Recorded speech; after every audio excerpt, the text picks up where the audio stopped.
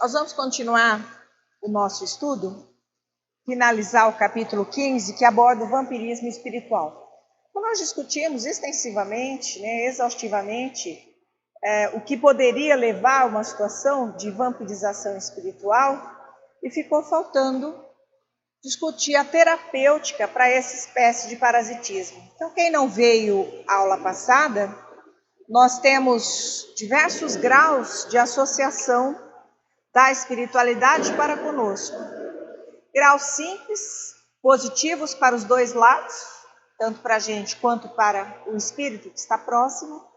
E nós temos associações bastante deletérias, perigosas, negativas, que normalmente causam uma lesão em um dos lados, e o lado mais fraco é o do encarnado, né?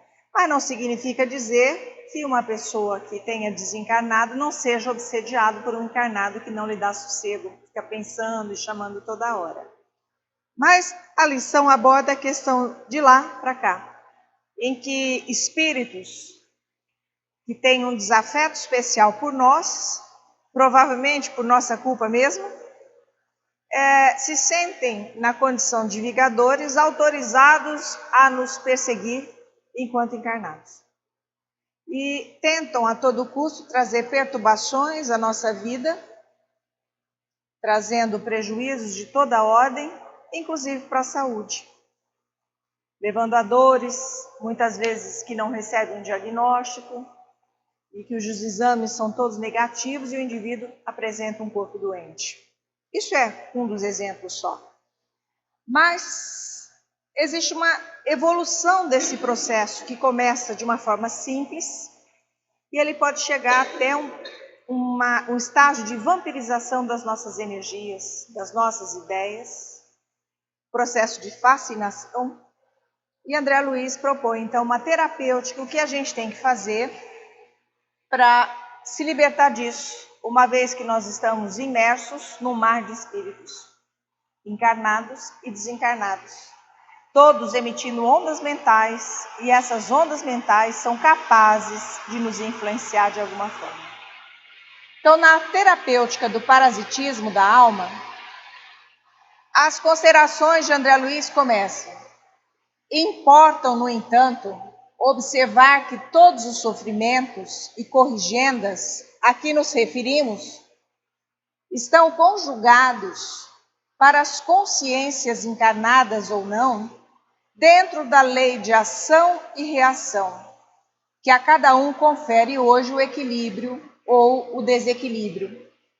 Por suas obras de ontem, reconhecendo-se-lhe também que assim como existem medidas terapêuticas contra o parasitismo no mundo orgânico, qualquer criatura encontra na aplicação viva do bem eficiente remédio contra o parasitismo da alma. Então, ele já dá o primeiro remédio, a aplicação viva do bem, ou seja, tornar-se bom em todos os sentidos. Não bastará, porém, a palavra que ajude e a oração que ilumina. O hospedeiro de influências inquietantes, que por suas aflições na existência carnal, pode avaliar da qualidade e extensão das próprias dívidas, precisará do próprio exemplo no serviço do amor puro aos semelhantes, com educação e sublimação de si mesmo, porque só o exemplo é suficientemente forte para renovar e reajustar. A ação do bem genuíno, com a quebra voluntária de nossos sentimentos inferiores, produz vigorosos fatores de transformação sobre aqueles que nos observam, notadamente aqueles que se nos agregam à existência, influenciando-nos a atmosfera espiritual. De vez que as nossas demonstrações de fraternidade inspiram nos outros pensamentos edificantes, e amigos que, em circuitos sucessivos ou contínuas ondulações de energia renovados, modificam nos desafetos mais acirrados qualquer disposição hostil ao nosso respeito. Então, é a mudança do pensamento, a mudança do proceder, o exercício no bem, é seguir o ser de perfeitos. Hoje a entidade amiga deu uma comunicação através do médium, Marcos, falando exatamente isso, sede perfeitos. Que nós saímos do simples ignorante e chegamos ao estado de homens pensantes. Nessa escala evolutiva que todos nós estamos fadados a seguir. E que o Evangelho, que a doutrina espírita, é um manancial rico de informações que nós devemos aproveitar ao máximo para que possamos continuar na nossa evolução. Nós temos obrigação de continuar nessa evolução. Então ele dizia para a gente não perder a oportunidade de aproveitar os ensinamentos espíritas para que fizéssemos a nossa transformação. Ninguém necessita, portanto, aguardar reencarnações futuras, entretecidas de dor e lágrimas, em ligeiras ligações expiatórias para diligenciar a paz com os inimigos trazidos do passado. Porque pelo devotamento ao próximo e pela humildade realmente praticada e sentida, é possível valorizar nossa frase e santificar nossa prece, atraindo simpatias valorosas com intervenções providenciais em nosso favor. É que, em nos reparando transfigurados para o melhor, os nossos adversários igualmente se desarmam para o mal, compreendendo por fim que só o bem será perante Deus o nosso caminho de liberdade e vida. É o que Jesus diz, que um gesto de amor cobre uma multidão de pecados. Temos aí a oportunidade de fazer isso. Agora, nós começamos então o capítulo 16, que vai falar sobre os mecanismos da mente. É um capítulo bem mais complexo que o anterior, porque ele retoma as questões fisiológicas novamente. Tá? Então, alma e corpo, aclarando os problemas complexos da alienação mental na maioria dos espíritos desencarnados, pelo menos durante algum tempo além da morte, vale comentar, ainda que superficialmente, alguns dos experimentos efetuados pela ciência. Por que ele chama esse tópico agora? Porque ele falava no capítulo anterior da vampirização. E essa vampirização, ela treina a capacidade mental do indivíduo na maioria dos casos. E a gente tem casos que são levados à loucura. Nem toda loucura é um processo obsessivo, mas certamente um processo obsessivo vai conduzir ao processo de loucura. Então ele vai comentar os experimentos efetuados pela ciência terrestre nos mecanismos nervosos, para que possamos ajuizar da importância da harmonia entre a mente e o seu veículo físico-psicossomático, no plano físico ou extrafísico. Assemelhando-se no conjunto ao musicista e seu instrumento, alma e corpo hão de conjugar-se profundamente um com o outro, para a execução do trabalho que a vida lhes reserva. Então, o nosso corpo é o instrumento e o musicista é o nosso espírito. Nós vamos extrair do nosso corpo a música que nós queremos ouvir, né? E sabendo-se que a alma é direção e o corpo obediência, é da lei divina que o homem receba em si mesmo o fruto das plantações que realizou, visto que, nos órgãos de sua manifestação, recolhe as maiores concessões do Criador para que efetive o seu aperfeiçoamento na criação. Por que dessa expressão que nós vamos recolher as maiores concessões do Criador? Porque quem acompanhou o nosso estudo do início até agora, de simples e ignorantes para até a condição nominal, tem noção do trabalho que deu para chegarmos na condição que estamos hoje. E nada mais do que a bênção de Jesus, do nosso Pai, Deus nosso Pai, para conseguirmos atingir esse estágio evolutivo. Na realidade, foi pura concessão divina para chegarmos aqui, com o objetivo de aperfeiçoamento. Assim sendo, de seu próprio comportamento, retira nos vastos setores em que se lhe processa a evolução, o bem ou o mal que, lançando ao caminho, estará impondo a si mesmo. E o primeiro exemplo que ele usa é a seção de uma medula, ou seja, o rompimento da medula espinhal. Através de uma experimentação positiva, conhece a ciência de hoje a inalienável correlação entre o cérebro e todas as províncias celulares do mundo corpóreo. Por que a expressão experimentação positiva? A ciência é muito recriminada nos dias atuais porque se valeu de animais para chegar ao conhecimento que temos hoje. Não poderíamos, obviamente, executar os procedimentos experimentais nos próprios humanos, para que pudéssemos conhecer a extensão da nossa fisiologia. Então, os animais foram abnegados doadores de vida para que nós pudéssemos conhecer um pouco dos mecanismos da vida e aplicarmos de forma a conseguirmos corrigir problemas e doenças. Tomando, pois, em nossas anotações o sistema cerebral por gabinete administrativo da mente, reconheceremos sempre que a conduta do corpo físico está invariavelmente condicionada à conduta do corpo espiritual, como a orientação do corpo espiritual está submetido ao governo da nossa vontade.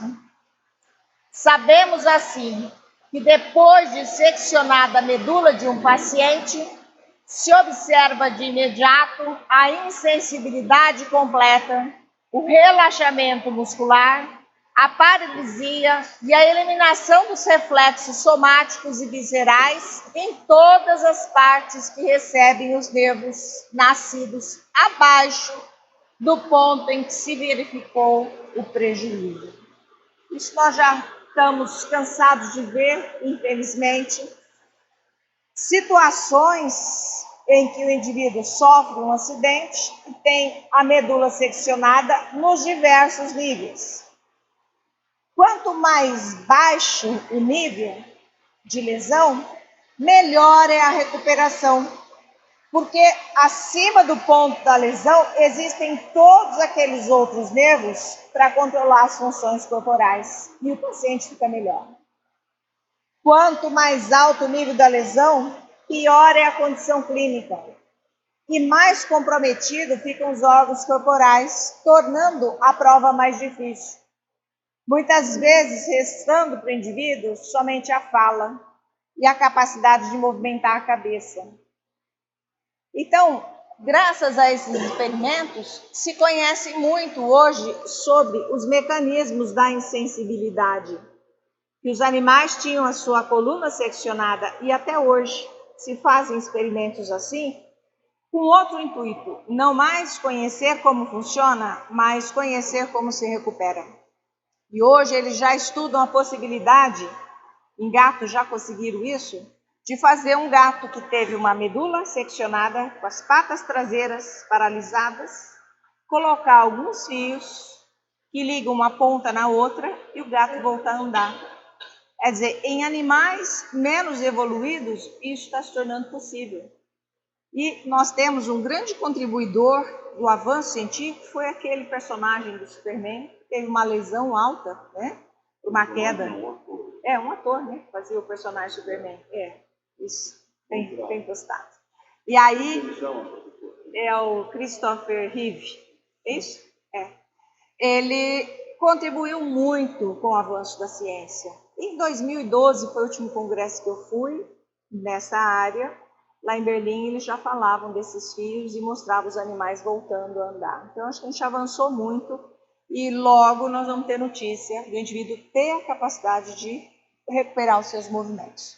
Então a insensibilidade e a paralisia são decisivas, porquanto procedem da secção dos feixes ascendentes e do feixe piramidal. O que é um feixe ascendente? Quando você toca em qualquer superfície do seu corpo, seja um toque suave, um toque profundo, fazendo uma pressão, as informações vão até o sistema nervoso, ascendendo ao sistema nervoso. São as informações que nós chamamos de aferências, que vão chegar ao sistema nervoso para analisar, e aí eu vou saber exatamente a profundidade do meu toque, se foi superficial, se foi profundo. Se foi um toque, se foi uma queimadura, ou se foi algo mais agressivo. Então eu consigo fazer a distinção do que está acontecendo graças a essa recepção. Mas essa recepção tem que chegar até o sistema nervoso central. Chegando ao sistema nervoso central, ela é processada nas diversas áreas cerebrais. E ocorrendo esse processamento, tem a via que traz de volta o que você quer fazer. Então, se eu coloco a mão na chapa quente, imediatamente eu percebo que a chapa está quente. As informações são levadas rapidamente e em seguida eu retiro a mão. Não só a mão, eu retiro até o corpo de perto. Eu jogo meu corpo para outro lado, fugindo daquele estímulo nocivo, certo? Então isso, a resposta rápida que vem, geralmente ela é reflexa. Mas nós temos... Laís, aquela menina, aquela época que caiu do giro, né? A resposta que nós temos consciente. Se eu vou chutar uma bola, primeiro eu analiso o gol, analiso a posição do goleiro, para onde ele gosta de pular, se é para cima, para baixo. Escolho o lado que eu vou chutar a bola, e aí eu já calculo a pressão que eu vou ter que colocar nessa bola para acertar o gol. Tudo isso é analisado pelas informações visuais, auditivas que eu tenho, calculo as distâncias todas, e aí eu dou um chute. Por que eu consigo executar o chute? Porque a informação desce por esse feixe piramidal. Então é o peixe que coordena toda a função motora. E aí eu chuto e faço gol na maioria das vezes. Ou seja, no desligamento das regiões do corpo espiritual correspondente nos tecidos, e aí a gente continua já o texto, olha. Aqui mostra pra gente o feixe piramidal, trazendo as informações até a medula espinhal. E aqui eu tenho essa resposta inervando músculos. Se a lesão é aqui, então eu perco todos os movimentos daqui para baixo. Se a lesão é mais torácica, eu perco todos os movimentos daqui, às vezes eu comprometo até alguma coisa do braço. E se a lesão é bem lombar, bem sacral, eu perco só os movimentos das pernas, certo?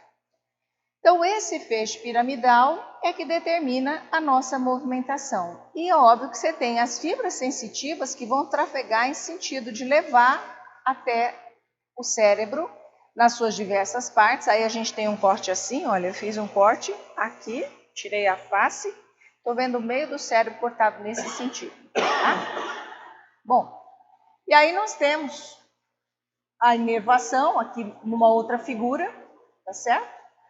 Especificando o feixe piramidal. Sai dessa região, nós chamamos de córtex que coordena os movimentos, chamado córtex motor, desce, cruza, tá? Cruza nas pirâmides bulbares, por isso que ele é chamado de piramidal, e desce para a medula para inervar todo o restante do nosso corpo. Então ele diz o seguinte, deixa eu voltar dois aqui para a gente pegar a sequência do texto. Olha lá, o desligamento das regiões do corpo espiritual correspondente nos tecidos orgânicos e no cérebro, qual se desse te retirasse a força elétrica de determinado setor num campo extenso de ação. Semelhante desligamento não se verifica de todo, o que acarretaria, quando em níveis altos, irreversivelmente o processo liberatório da alma. Ele está dizendo, do mesmo jeito que os impulsos elétricos desligam o corpo físico e perdemos a sensibilidade e a capacidade de movimentação, também há um desligamento do corpo espiritual, mas não totalmente, parcialmente. Você tem a influência do corpo espiritual sobre aquela região que está afetada não é tão intensa. Mas é parcialmente esse laço desfeito. Por que não totalmente? Porque levaria à morte do tecido, necrose, e o indivíduo não teria como manter a vida. Tá? Com a desencarnação, né? Junções fluídicas sutis permanecem ativas entre as células dos implementos físicos e espirituais, como recursos fisiopsicossomáticos em ajustes possíveis de emergência.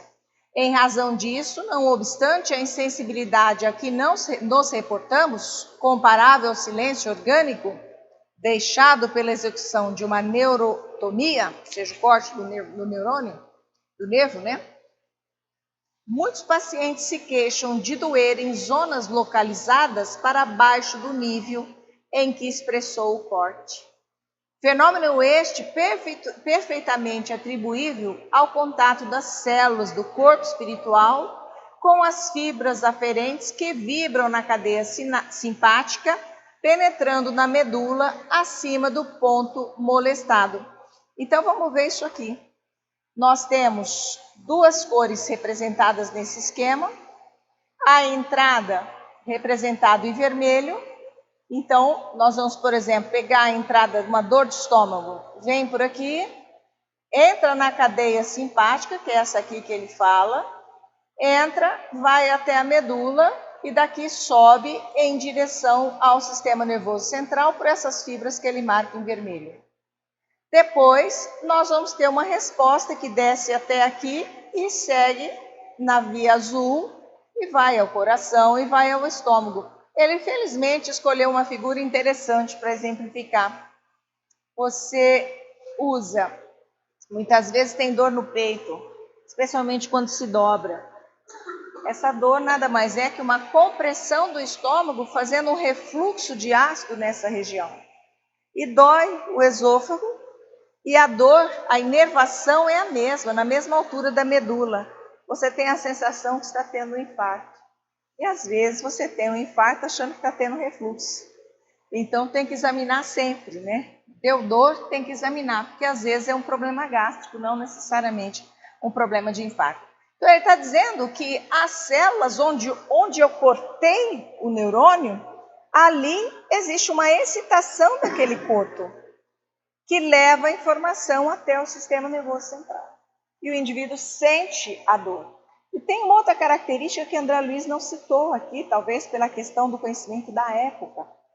Você tem todo o mapeamento do seu corpo dentro da área cerebral ligada aos movimentos. Tem a representação do braço, da perna, do tórax, da face, da boca, dos dedos. Se você lesa perifericamente, você não lesou lá dentro. Lá dentro existe no cérebro a área ligada à perna. Existe a área ligada ao braço. Quer dizer, então a lesão é periférica e o estímulo do coto que ficou faz com que a fibra chegue até a área da perna. E aí o indivíduo sente como se tivesse uma dor na perna, quando na realidade ele não tem mais a sensibilidade na perna. É aquele coto que está sendo estimulado. E são dores, gente, infernais, cujo tratamento muitas vezes necessita de antidepressivos, de moduladores da dor no sistema nervoso central para que o indivíduo possa conseguir sobreviver. Além de não ter sensibilidade, ainda sente dor. São provas difíceis, né? Recuperação dos reflexos. Devido ainda a esse reajustamento organizado instintivamente entre a alma e o corpo, os reflexos são gradativamente recuperados. Em condições muito especiais de equilíbrio físico-psicossomático do enfermo, os reflexos superficiais ressurgem quase sempre em 24 horas, depois do insulto sofrido, da lesão. Embora os reflexos anal e cremasteriano jamais se percam. E aí vamos ver o que é o reflexo cremasteriano. É um exame que se faz, você passar uma ponta de uma caneta ou passar a mão nessa região, altamente que o testículo sobe. Esse é o reflexo. É o exame que se faz para ver se tem doença neurológica. tem lesão neurológica. Você estimula e você tem que ter essa resposta. Ou ainda, você estimular a região anal e você tem um reflexo automático de fechamento do esfíncter, mesmo que não haja sensibilidade.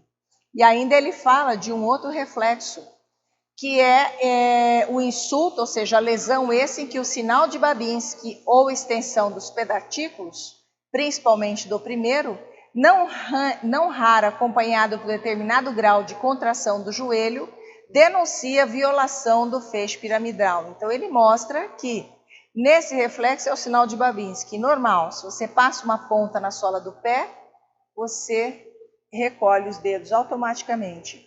Quando você tem uma lesão do feixe espinhal, você passa uma ponta na cola do pé e os dedos se abrem em sentido contrário. Bom, mas se o cara não tem sensibilidade, por que os dedos estão se movimentando? E a família, quando vê isso, fica animada. Olha, está recuperando o movimento. Infelizmente, não. É simplesmente algo reflexo que só envolve a medula do segmento lesado para baixo e não tem recuperação que depois de 24 horas. Então, existem alguns movimentos espontâneos que, às vezes, o indivíduo, se está com o indivíduo assim na cama, deitado, ele joga a perna. É um ato reflexo, apesar da paralisia. E muitos têm que amarrar suas pernas. O tamanho é a hiperreatividade que dá, que eles ficam chutando e se movimentando o tempo todo. Né? Então, a lesão do trato córtico-espinhal é equivalente à ruptura de ligação das células do corpo espiritual nos implementos nervosos da veste física, assemelhando-se ao curto-circuito da energia elétrica nos condutores ininterruptos que lhe atendem à necessária circulação. Como se eu estivesse dando choques, né? Muitos reclamam de choque também. Na generalidade dos casos, porém, os reflexos em pacientes dessa espécie apenas reaparecem com mais vagar. No curso de semanas, tempo indispensável para que as células do corpo espiritual, vencendo a resistência do corpo físico, a ele se reimponham quanto possível. Olha a gravidade dessa situação. A lesão orgânica foi tão séria quando há um traumatismo na medula que a célula do perispírito fica afetada. Então, você precisa ter um bom tempo para que elas possam reorganizar um pouco mais esses reflexos. E com o passar do tempo e meses da evolução da doença, esses reflexos que eu comentei com vocês, eles vão diminuindo. Tá?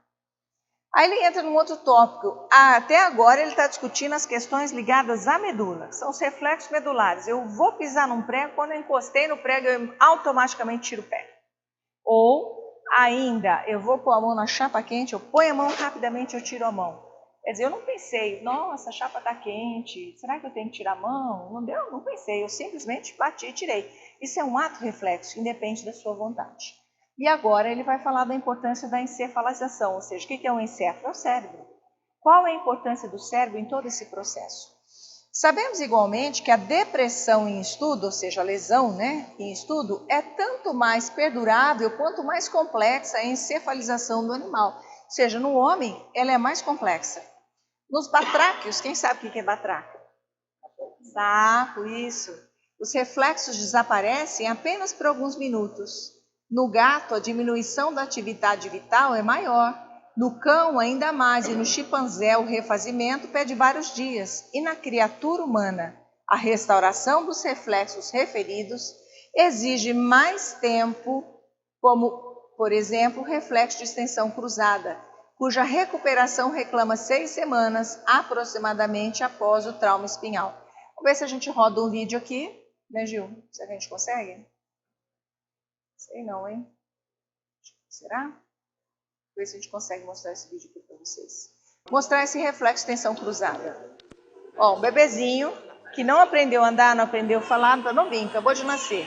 Olha lá, você levanta, olha o que ele faz com as perninhas. Olha lá o pezinho dele estica assim, fazendo um reflexo de Babinski. Na criança isso acontece, ó, o dedinho. Tá? Quem é que ensinou para ele que ele tem que segurar no dedo e ficar? Isso é um ato reflexo. Hã? Agora veja o que ele vai fazer. Olha aí. Ó o que o neném faz. Isso é um ato reflexo. O encéfalo dele não está desenvolvido ainda. No entanto, ele faz o ato da marcha. Certo? Agora ele vai discutir, então. Ai, ai. Hã? Então, nós temos aí o reflexo patelar. Aqui nós temos o indivíduo está com a perna relaxada, o médico vem com o martelinho, bate e automaticamente o chute sai. Nós temos o ferro quente que eu falei para vocês. Você bota os receptores, informa a medula o que está acontecendo e você tem a resposta dos efetores que tira a mão. E a gente tem o reflexo de extensão cruzada que ele fala. Se você pisar num pé, o que observa? Você observa que um músculo se contrai, mas o outro tem que relaxar para você poder encolher a perna. Então, o que é isso? Você vai contrair esse músculo? Tá, esse aqui tem que relaxar, senão você não consegue fazer esse movimento. Quando você contrai o bíceps, aqui contrai, mas o de trás relaxa. Então, são duas ordens ao mesmo tempo. E o reflexo de extensão cruzada, você vê que você pisou num prego com uma perna, você joga o peso todinho na outra. Então, isso... Bom, então nos estudos de Schiff e Sherrington, avaliamos com maior nitidez a extensão da ocorrência entre os setores do corpo espiritual. Quer ver o Schiff e o Sherrington? São esses dois aí, esses dois pesquisadores.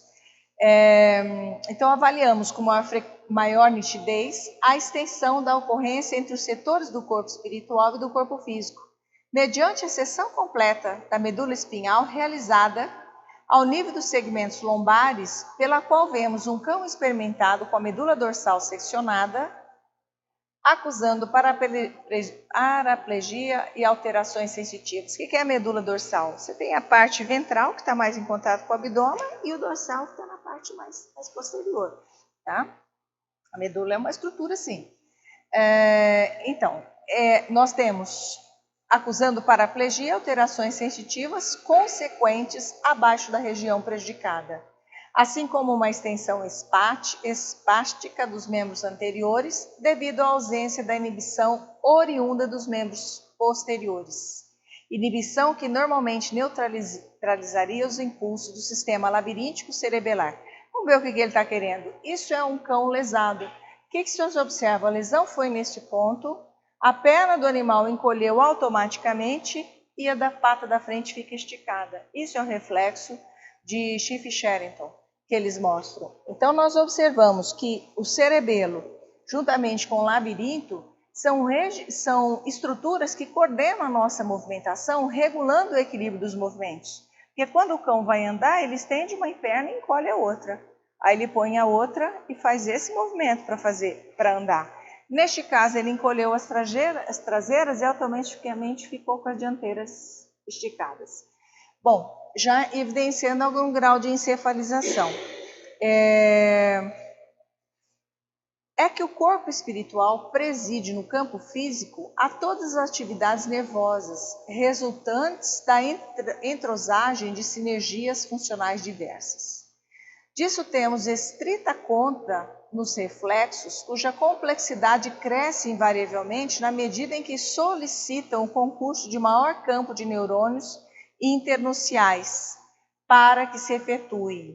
Qual pianista requisitando o maior número de escalas de tons e semitons para elevar-se da simplicidade à suntuosidade da expansão da melodia. Então, o que ele está dizendo? Que no reflexo você recruta poucos neurônios. Mas, por exemplo, para falar para movimentos mais elaborados, você recruta uma gama de neurônios muito maiores, inclusive os internunciais, que é um tipo de neurônio que existe pequenininho. Então, à medida que nós vamos recrutando cada vez mais neurônio para uma função, mais evoluído é este animal e mais evoluída é essa função. Agora, o que é uma descorticação animal? O córtex é a substância branca, é a substância pensante, é a camada mais externa do nosso cérebro. Toda aquela camada que o pessoal chama de miolo é a camada pensante, é a camada mais evoluída e que o ser humano tem em grande quantidade, embora muitas vezes não use. Desse modo, Compreendendo-se que a integração mente-corpo é cada vez mais importante à medida que se dilatam os valores da encefalização. O que é esse dilatar o valor da encefalização? No gato é pequenininho, no cachorro é um pouquinho maior, no chimpanzé aumentou, mas no homem ficou gigantesco. Então, à medida que o córtex foi evoluindo e ganhando tamanho, o indivíduo foi ficando com a mente mais elaborada, adquirindo a capacidade de raciocínio e pensamento. Então, isso é dilatar os valores da encefalização. Reconheceremos que a integração cortical é sempre mais expressiva quanto mais amplo se faz o desenvolvimento do sistema nervoso. Na pauta de semelhante realidade, a descorticação de sapos e peixes não interfere nos reflexos e na motilidade. E nas aves, modificações emergem inequívocas, porquanto apenas conseguem voos fragmentários na luz, permanecendo em prostração quando na escuridão. Então a ave funciona parcialmente de dia, mas de noite ela não consegue voar, por conta dessa perda do córtex encefálico. Já no sapo não, ele não dá a mínima. Aliás, o sapo é um dos bichos mais resistentes que tem. Suporta a água e suporta a terra. Então, eles têm uma vantagem adaptativa muito grande. São de sangue frio, eles suportam baixas temperaturas, altas temperaturas e vivem bem. Né? Até vivem... Pois é, olha, a única coisa que acaba com o sapo é sal, né? Mas é muito triste. Porque a pele dele é extremamente porosa e absorve o sal, e aí ele tem uma desidratação brutal. É um método terrível, né? Método de tortura. Então vejam, o cão que sofre a ablação, ou seja, a retirada do córtex, segundo já demonstrou Goltz, no século XIX, pode viver além de 1 ano com motilidade reflexa normal, aparente, efetuando os movimentos próprios com relativa correção. Todavia, jaz inerte quando lhe falta o incentivo à ação, e se esse incentivo aparece, coloca-se em movimento exagerado, sem controle. Por quê? O nosso movimento depende de várias estações. Primeiro, do que eu estou sentindo, seja pela visão, pela audição. Alguém fala, corre, você corre. Você não está vendo, mas você vai correr. Mandou correr, você corre, porque é instinto de preservação, né? Então, o que você ouve, o que você vê, o que você sente, são analisados pelo cérebro que gera respostas. Só que essa resposta de correr é uma resposta altamente organizada. Você precisa corrigir o movimento para não errar, para não tropeçar, não cair, para dar a passada na velocidade com que você quer escapar, né? Para fazer o movimento de forma adequada, ainda mais se tiver obstáculos, você vai pular aqueles obstáculos, não vai cair, vai continuar fugindo. Isso depende do cerebelo, depende do labirinto. Quem já teve labirintite aqui, além de mim? É uma das piores coisas que tem, porque o labirinto é cheio de líquido. Nós já falamos dele aqui anteriormente. E esse líquido se movimenta mexendo com cílios que estão ligados com células nervosas. Quando conforme eu viro a minha cabeça, o líquido vai para um lado e forma para o cérebro, olha, virou a cabeça para a direita, virou a cabeça para a esquerda. Ou foi para cima, foi para baixo.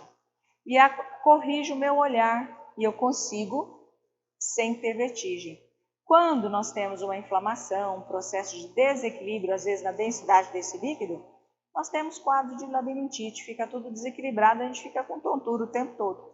Isso é um elemento chave para a gente executar o movimento sem cair. A outra é o cerebelo, que é uma estrutura que fica aqui atrás.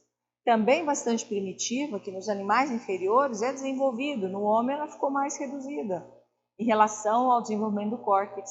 Só que uma pessoa que não tem condição de cerebelo, você fala para ela, pega esse mouse aqui. Ela vai fazer isso, ela vai pôr a mão aqui, vai colocar lá, vai colocar, fala, traz até você. Ela vai, até que ela vai acertar, e quando vai trazer, ela vai fazer assim, com o movimento. Ele fala, olha, traz no ouvido. Ela vai aprender a usar o corpo como guia para trazer o telefone, por exemplo, no ouvido. Porque ela tem uma lesão do cerebelo, ela não consegue simplesmente pegar o telefone e levar ao ouvido.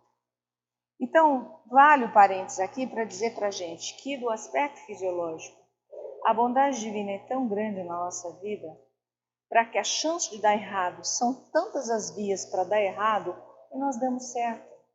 Nós só temos que agradecer. Tudo está funcionando perfeitamente na maior parte do tempo. Só terminar esse slide aqui, né?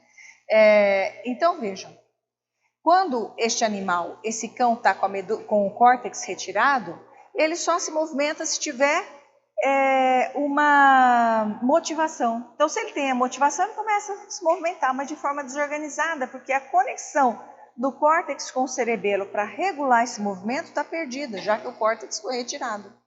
Ele ignora como se defender até que seja positivamente atacado. Aí, quando ele é atacado, a parte mais primitiva do cérebro entra em ação e aí ele agride de uma forma exacerbada. Não se decide a buscar alimento, porque tira a vontade, tira o raciocínio, tira o pensamento. E recebendo a ração, que se lhe administre.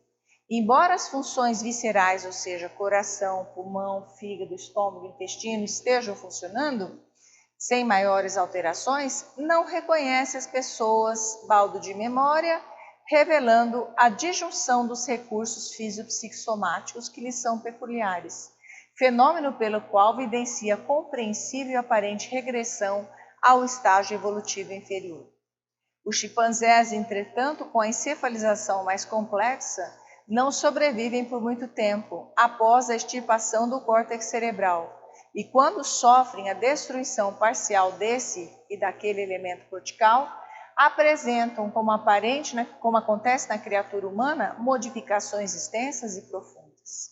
Cabe mencionar aqui a continuidade das indiscutíveis impressões em pessoas mutiladas, que prosseguem sentindo, integrados ao próprio corpo, este ou aquele membro que basicamente,